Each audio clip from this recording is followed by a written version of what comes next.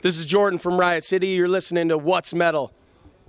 All right, Jordan. It's great that we can meet up here in Göppingen at the legendary Zille venue. You're on the road with Seven Sisters. You played a couple of dates already, so maybe let us know how the tour is going so far.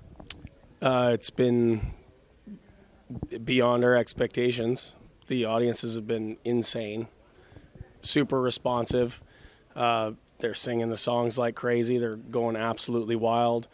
We are seeing a lot of moshing, which we don't normally get. A lot of stage diving, which we don't normally get. So it's been unbelievable. I'm living the dream. All right. The voice is holding up, yeah? It gets tired. And then kind of, I have to, when the show is done, basically, talk to the people that want to have a quick conversation, and then I have to not party. I just have to disappear. Go lay down, recover, sleep as much as I can, wake up at the hostel, get in the van, sleep until I get to the venue, that type of thing, yeah. You give your bandmates some peace and quiet, yeah? If that's what they were after, they're not the peace and quiet type at all. If anything, they need to give me some peace and quiet. So I thought that maybe the timing for the tour is a bit surprising. I believe you have a new album recorded, Electric Elite. You can give us some details on that. Actually, when the interview will be on the show, it's probably around the time when the album comes out. But yeah, I mean, you're touring without a new album, right? You released one song now. So yeah, maybe you can give us some context there.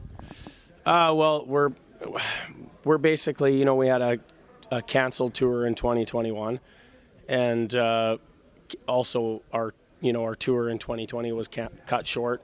This tour kind of, it's more or less to finish what we started in that regard. The album had just basically been completed right before we departed, so that tour will hopefully be happening around its release. I can't say when that's going to be, but that'll be entirely to No Remorse. Yeah. So what can we expect of the album if you compare it to the debut? Well, it's got some straightforward speed metal, that's for damn sure. It's got an opener that's sure to kick everybody's ass, no mistake there. But I would say it's a lot more varied. I would say there's more. It's a more dynamic record, I would say, but it's, no mistake. It's still screaming Canadian heavy metal. Right. Yeah. I've seen the cover artwork already. If that is the thing that you have on your Facebook page there, so yeah. Is that kind of like a concept now? Yeah, metalized wildlife. Yeah. It kind of happened that way. That all kind of happened, I think, organically. We're just kind of like, this, it would just be cool to have a Jaguar. We already had a song in the works called Eye of the Jaguar, which we basically formulated artwork around, and that's kind of how that happened. So I think Electric Elite is also a song on your demo tape that you released a couple of years ago, yeah, obviously before the debut. So is that song included then on the album? And was it important to kind of like maybe re-record it or to have this connection maybe to the tape? So that song is not on the album. They weren't interested in retreading old steps. They're all new songs. Yeah. So it's more like a homage, yeah. The title of the album to the. Yeah, it's just a cool title. Basically, I think it was Dustin that came up with it, and that combination of words, we think it's. I think even before I joined the band, they kind of had that as they wanted the second record to be called Electric Elite. So maybe our listeners don't know that, but on that demo tape back then, you still used a different logo, also with an inverted cross, I believe. You changed that afterwards. So what was the reason for that? Were you thinking that might have, I don't know, tied you into a concept that the band might not be about, or? Perhaps at the time, I wasn't really involved in that decision-making process, but that logo is on the back of our tour shirts for this tour. So we're still using it, and I have that actually on my pickup truck. I have that logo on the back window. So I think when I listen to your stuff, your band is immediately recognizable, even though it's traditional metal in a way. Yeah, but I don't know. It doesn't matter which song has been put on, and I think it has a lot to do with your vocals because they are quite discernible. I think. Do you get different or similar feedback from others, or what do they say about your sound, and how would they describe it? So actually, I don't even sing on that record. All right. Yeah. I didn't know that. Yeah, I should read the small print. Yeah, so I'm embarrassing myself now. Yeah, I have to cut this out. Like. No. That's okay. That's okay. He's right there, leaned up against the wall there. Kale's the one that sang on that record, and then right after it was released, they recruited me to do the last tour of Europe and, record this, and stick around in the band and take over vocals for him. He can focus on being a guitar player, and it lets him do. It lets him play, riffs that are difficult to play while singing, right? Like, playing a gallop while you're trying to sing isn't the easiest thing to do. Well, now we can do a little bit of gallops and whatnot, right? So that's kind of the idea there. They were hoping that they could do more with a guy that just has to hold a microphone, and so that's me. Okay, so yeah, it's still quite embarrassing for me. Yeah, I try to be the fanboy here, but I don't know all the details. Yeah, okay, so I mean that makes me look forward to the show even more. So yeah, what can we expect? Are you playing a lot from the upcoming album as well, or? We'll probably only play 2 songs from the upcoming record. It's been we're trying to keep things hush hush. We want people to hear them for the first time when they spin that. We'll play the new single tonight, and we'll play one more that we played on our last tour. And besides that, it's straight burn the night, basically. No. The style of metal that you're playing is fairly popular in Germany, maybe in Europe in general. So what's the story in Calgary? We will play maybe once or twice a year in in our region in Alberta.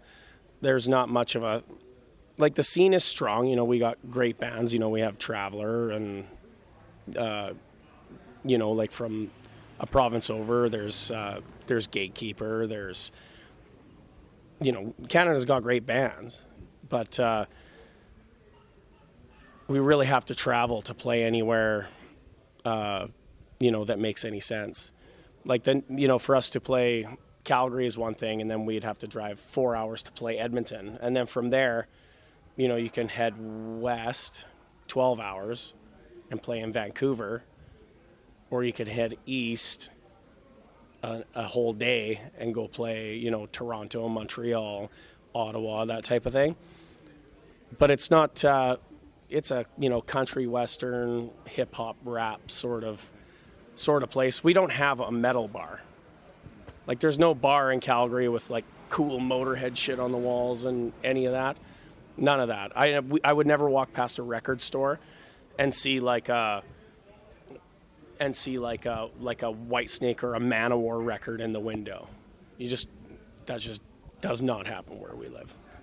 I mean, that sounds like a lot of negatives, but are there any positives about being maybe a bit more isolated than other bands are, than other locations are?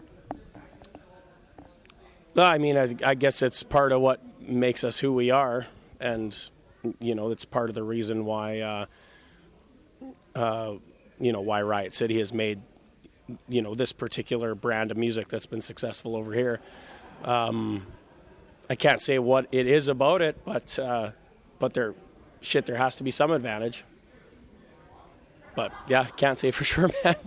I wish I could. All right. So the show is called What's Metal? What do you think is metal? I mean, is there a definition for it? Can you describe it somehow? Can you put that into words? What's metal? Oh man, I don't know if I can quantify what metal is. I mean, it's got to be. Metal is impactful. It's it's indestructible, it's immovable, and it comes at you hard. And if if you're not careful, you're gonna love it. What does that mean if you're not careful? Says there's no way back once you heard it, or no way back. No, once you figure it out, it has you forever, I think. Yeah.